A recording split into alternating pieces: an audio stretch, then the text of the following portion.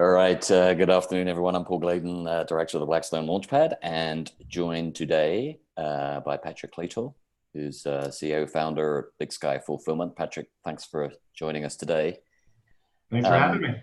yeah, can you maybe just give us a quick overview of what Big Sky Fulfillment does and who sort of some of your kind of clients or customers are? Yeah. So Big Sky Fulfillment, we warehouse goods for other companies, and then we fulfill their orders, whether they're coming in through retail channels or from their own websites. You're breaking up for me. We operate basically like, yeah. So we ship about 250,000 packages a year right now, and we've been growing quite a bit. We have a team of 18 right now. We have warehouse space out near the airport on Expressway, and we've been operating in some form or fashion since 2015. Fantastic. Yeah, no, it's been great to kind of follow your story of growth, which I think has been really, really exciting to see this kind of business in Missoula. Um, so we've done a series of these interviews and really sort of learning how businesses have been sort of navigating kind of the sort of COVID-19. When did it sort of become apparent, either just in your business or because of what was going on around you, that sort of COVID-19 was a thing and you were going to somehow have to sort of figure out what the impacts were and how to adapt? Yeah. For us, it became a thing in January because we're pretty high up in the supply chain. Right. All of our clients are buying things from China all the time. I'm also pretty connected into some e-commerce forums where people are talking about buying and purchasing and traveling to and from China. We had one client in January said that his factory that's supplying some of his goods was not going to reopen after Chinese New Year, and that he needs to put all his orders on hold for 2 or 3 months at least. So at that point in time, it was kind of apparent that this was going to have some sort of disruption to the supply chain, but not as a disruption that we've seen since about the middle of March. It was March, I think, 15 or 16. When California and New York really started putting things on lockdown, shutting down restaurants and things. That's when it became real for us in terms of a direct, immediate impact with our workforce and what we do. After that, it was trying to navigate and figure out what we needed to do to stay safe and to keep our employees safe and continue to operate. Yep.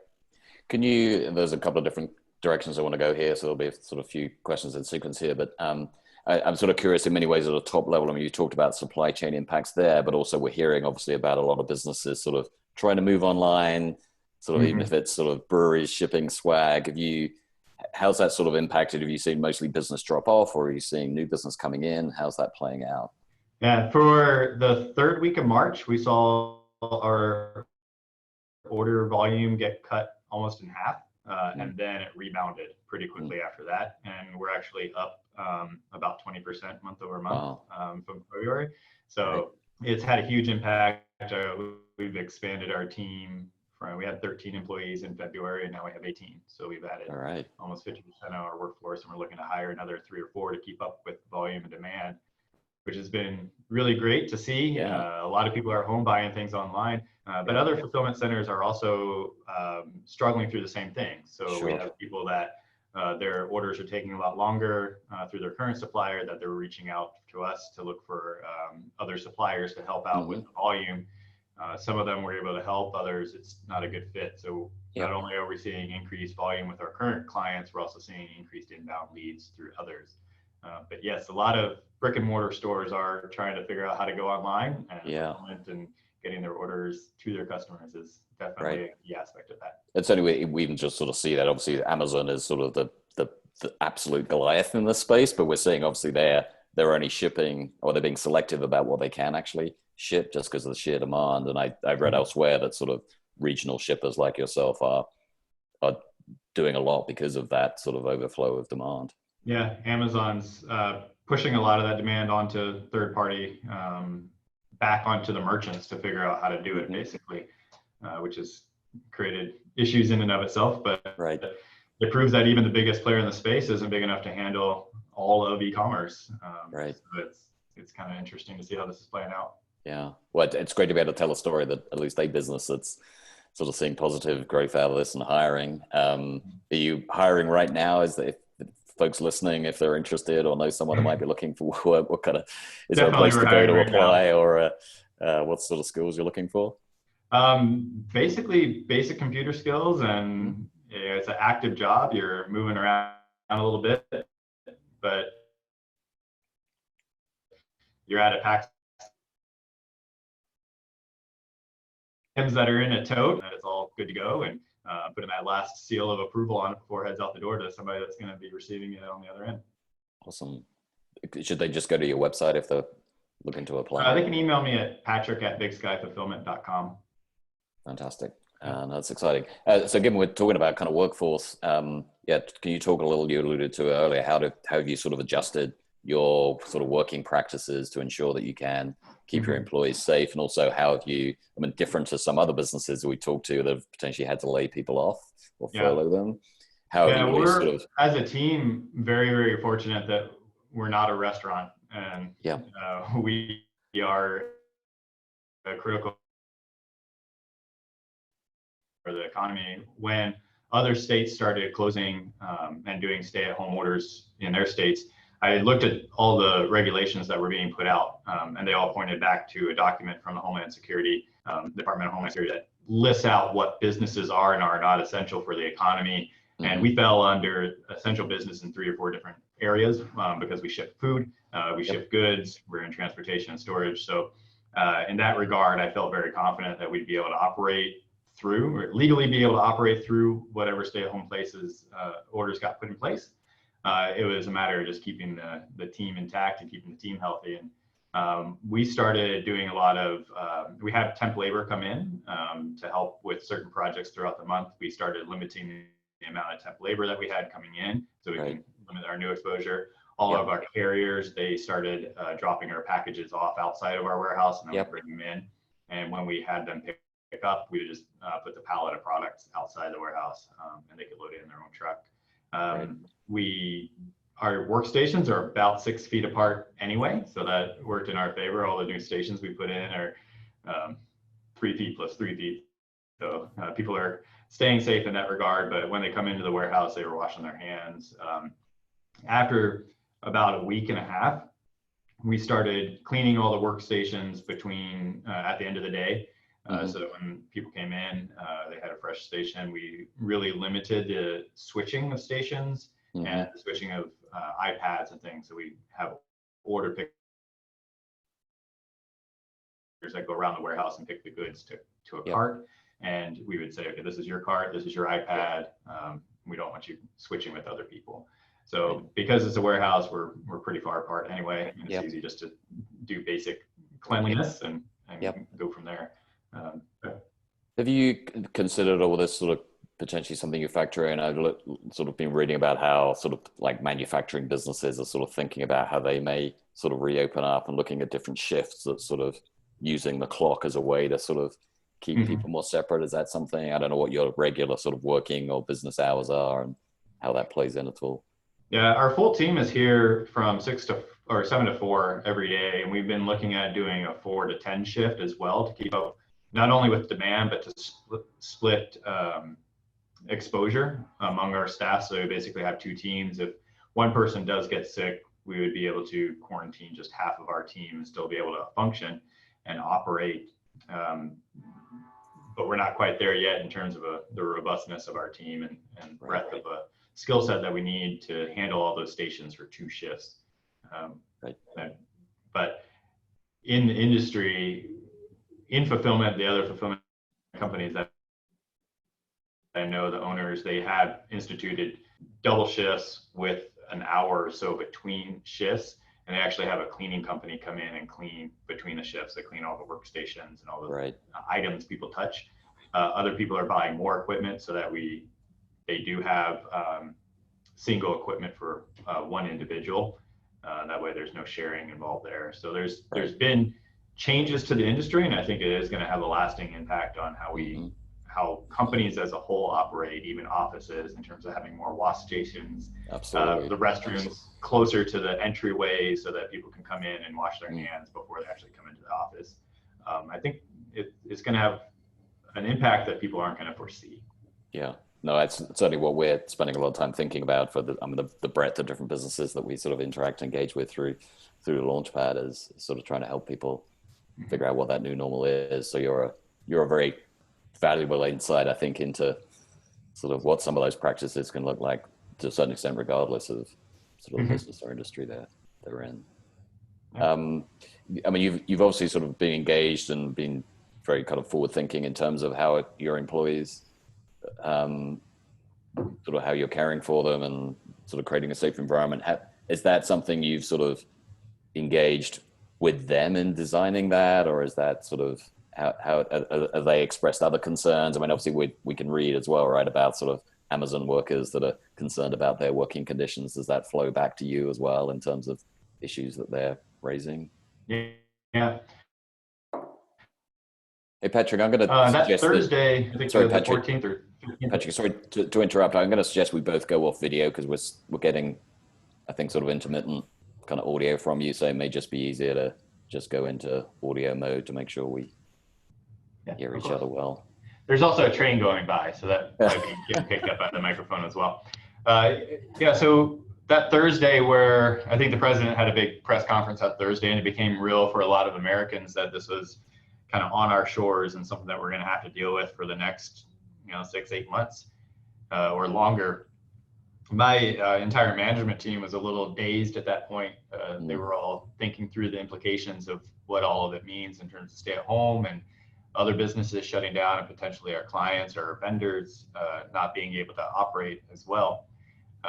We had a big group discussion as the management team on that day, and then the next day I got all the entire team together in the warehouse and had a big discussion with everybody on terms of staying safe and trying to limit exposure outside of the workplace as well, because we can only do so much inside these walls. But once people leave and go home, right, they're going to friends' houses or going out, trying to go out to eat or going on, exposing themselves to other people is going to create problems here as well for themselves and for others.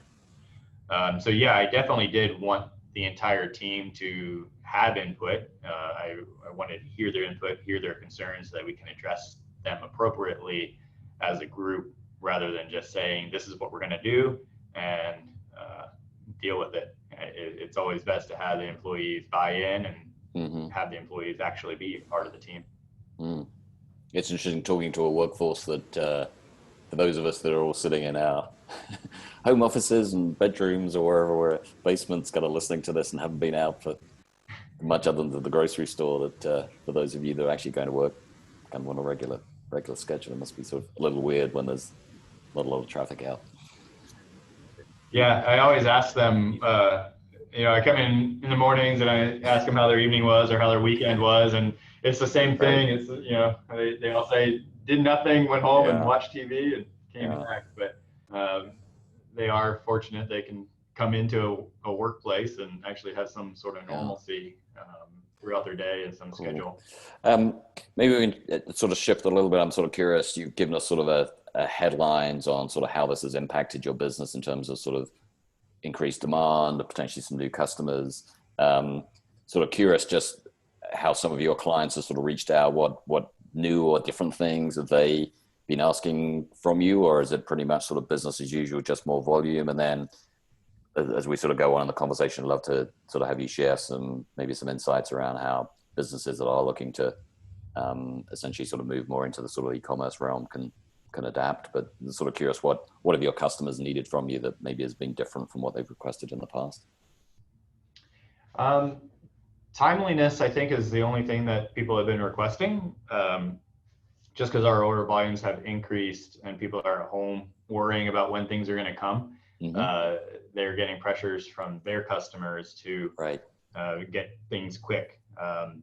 We haven't had real discussions with any brick and mortar looking to move online.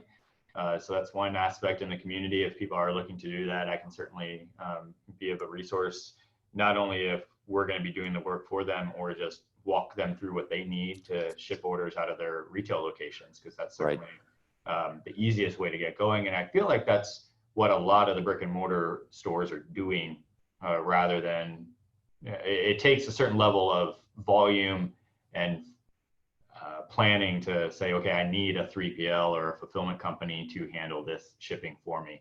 Most of them are worried about keeping their own employees busy, and so they have the space and the workforce to handle that within their own locations. So let's take those two cases then, Patrick, because I think this is helpful insight for people if it is sort of an existing retailer that's saying, yeah, let's figure out how to ship kind of merchandise that typically we have in the store, and they're not at sufficient volume to look at using someone like you. What are some of the steps that those retailers or similar businesses should sort of think through? Definitely the web platform, Shopify is going to be the easiest one to get up and running. It's the easiest. It can, connect into Square or any other type of inventory system to upload inventory. It can handle the orders. You can ship directly from Shopify on Shopify's UPS account. So you get pretty good discounts there. So it's simply a matter of organizing all your goods in a way that your employees can find them easily and fulfill the orders.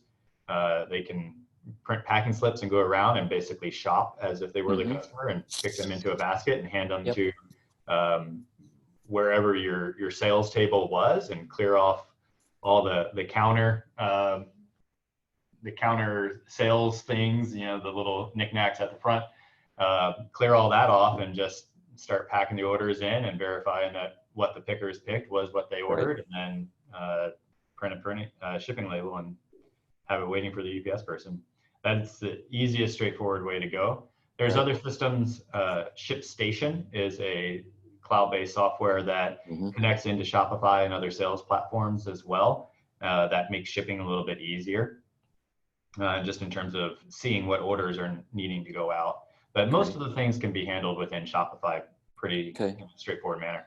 Is Shopify, and I'm going to caution that kind of you're a CS, computer science grad, so your view on using technology may be a little different to some, but is Shopify pretty user-friendly, or is it something that a retailer should say, yeah, you probably want to find someone that's got experience with this to help them? Shopify is extremely straightforward. People without a CS degree can use it. There's no coding involved in it for the most part. It comes with a lot of basic themes, and you can purchase other themes for a little bit, different layout or more functionality. But most of that isn't needed. So it's a matter of, going in and selecting what theme you want, what colors you want in certain aspects of the theme, and then changing text, uploading products, and making sure descriptions are spot on. The descriptions within the products is where Google and other search engines are looking at to figure out what you're selling. It's easy to send out that link on social media. You can even connect in your Instagram account as well, so you can have your product images showing up on Instagram and that. So that'd be a little bit more advanced, but getting it up and running, it just takes some basic computer skills to do that. It doesn't take any coding. Okay. And go ahead, Morgan. Quick question out like with the software, with your services, Patrick, I'm just curious if you can think of any unique recent requests from some of your clients or some of your regular clients that are happening because of the crisis. If you have any anecdotal examples that you could share, I think that'd be really interesting for the group as well. Doing more custom orders. Somebody is doing face masks, or face mask coverings, and they're looking at doing custom printing, so design your own type of thing. So that's kind of a unique request that we're trying to pull together a couple of vendors to make that happen. Really, beyond that, we had one other client reach out that's sourcing PPE from Hong Kong that's looking to set up a kind of a quick shop to capitalize and get some more product into the marketplace. Other than that, it hasn't been any real unique, very, very odd type of requests or anything outside the normal, we have these products, we need them to get to the customer. All right. So if we sort of switch from that kind of the retailer sort of doing themselves, putting in sort of Shopify or kind of ShipStation as well, what makes someone potentially a good fit to reach out to kind of an organization like yours? Yeah, if they don't have the space to do it themselves, Mm-hmm. and if they have order volumes that are more than 200 to 300 a month, is when Mm-hmm. it starts becoming advantageous to use a fulfillment center. Yep. We need all the inventory here, or majority of the inventory here. So it's really difficult for some small retailers to either split their inventory if they do still have a brick and mortar store that's going to be open. Yep. You need inventory in both locations. So either we need all the inventory, or we need to figure out how to split the inventory in a cost-effective manner. Right. We can get discounts on shipping rates above and beyond what someone would be able to get with Shopify. And we also have a couple other services like DHL, e-commerce, and SmartPost through FedEx, which are 7 to 10 day shipping times, but the cost is extremely cost effective. Mm-hmm. So for a free shipping option, that's really a good way to go. It can get, there's tracking involved, it gets to your customer, but you save a couple of dollars on the shipment, which pays for our fees to pick, pack, and ship it. Cool, that's super helpful. It just occurred to me, Patrick, and I didn't tee this up in advance, but obviously kind of until relatively recently, you also ran a subscription box service, which you sold. So maybe if you maybe share some, for those businesses that are sort of looking at maybe building a more subscription-based model, or just sort of moving some of their business online, if there are any tips that sort of come to mind in terms of your experience with sort of cruelty boxes. That's a really great question. So brick and mortar retailers have a very high advantage over online retailers because they know their customers and they have their customers in the store. They can guide them through the store. They can show them new products that have come in and really do it in a more tactile way than somebody shopping online. You can arrange your website to show them the newest things first, or try and predict what they're going to want to see based on products that they've already seen or really dove into. But in reality, a brick and mortar store is going to be able to curate the products to their customers a lot better than an online store can. Mm-hmm. So any way that you can incorporate that into the online shopping experience, especially through subscription services where you present them 3 or 4 products every month that you're pretty sure they're going to like and keep and want to buy more of, is a really great method of staying in contact with your customers. Mm-hmm. Also, if you are a brick and mortar shop that has disposable things or things that you need, think of the razor and razor blade model. Anytime that you have the razor blades to a product, you want to set that up as a subscription, so the customer is constantly using that thing every month or every week whenever the shipments are coming, and they can keep you front of mind for that. So definitely look at your product mix and say which of these items are consumables that people are going to need on a regular basis, and set those up as subscriptions for the customers. There's a product called Recharge that ties into Shopify that makes that pretty easy for setting up subscribe and save functionality within your site. Yep. This is maybe just a hypothesis, but I imagine there are some retailers or even sort of businesses that had some sort of online presence but haven't really kind of ramped it, that may probably have a fair amount of customer data they don't really realize they've got. Mm-hmm. I don't know how much familiarity you have with Square, but also that's a pretty common platform for a lot of sort of retail operations. Would you suggest that's something they invest some time really sort of seeing what customer information and analyzing their sales information to mine? Yeah, this is a great time when you have employees that are working from home to dive into data. Things like, where do your customers live? How often do they purchase? Right. When they come back for their second purchase, was it a larger order than their first purchase? Yep. What groups of items are being purchased together or by the same customers? You might find that you have 2 different customer personas. One's buying items from category A and one's buying items from category B, and you need to talk to them differently, which is a great insight to see. And a lot of retail workers intuitively know this. When they see a customer come in the door, they might direct them to one part of the store or the other. So leveraging your frontline employees to do a lot of that analytics can pay off big time. They probably have some insights that the owner's not doesn't know about, or that the entire company doesn't really have as institutional knowledge across the board. Also looking at what are your top performing products and what are your lowest performing products. And this would be a good time to run sales and cull out the kind of losers that are just taking up space in the store, or try and figure out the people that buy product A, what else would they want along with product A? If that's your biggest winner, you definitely want add-on items or things that coordinate with that item. Cool.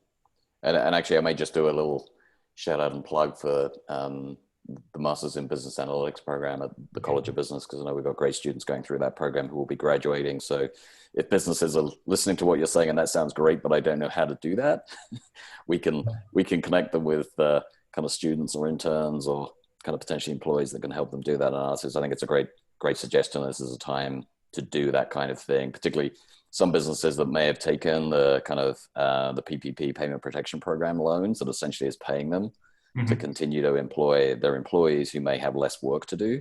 This is a great opportunity for, as you say, for those employees to spend time on this, particularly if there isn't other work for them to do. And if they need a little help on the analytics side, encourage them to reach out to the Launchpad, and we could potentially connect them to people with expertise. Just one sort of final thing on the sort of subscription piece, particularly those businesses who are trying to move into that sort of online environment. What did you find helpful in terms of sort of growing your subscriber base from a marketing perspective? What techniques were most effective there? For marketing, we were in a space that had a lot of creative influencers. So YouTube, blog, Instagram, finding those people within your industry is going to be key to growing a subscription service. People are always wanting to find new things, and they look for these influencers to show them basically what the newest, coolest thing is. Locally, if you have, if you reach out to your customers, your top 10% of your customers, and ask them if they have Instagram or Facebook or anything, you might find that a select few of your customers that you already have could be really great influencers, to be able to support you and to push your new subscription service. And even run a little sort of competition or promotion or something that says for those that share something, you'll kind of give a prize or a gift card or something to. Yeah, competition and gamifying it is definitely a good way to go. Influencers, typically you can create a special link for them to use and pay them a certain percentage commission on the sales that they bring in as well. So it's really good incentive. Yep, that's sort of affiliate marketing, and we know some folks with expertise in that field as well. So again, if folks are interested in that, feel free to reach out kind of to the Launchpad, and we can potentially connect you. It's sort of coming up on our time here, Patrick. Is there anything else that sort of stands out from your experience you sort of want to share with folks listening, or any other sort of words of advice that you'd offer up? I think as far as advice goes, for me, my biggest win in the past 6 weeks was to really tackle the problem head on, and to understand that it was bigger than what some people were saying.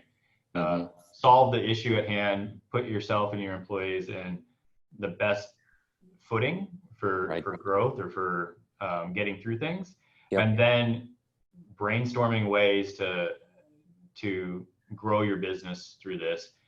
In history, when there are times of crises or economic downturn, a lot of large businesses are growing through that.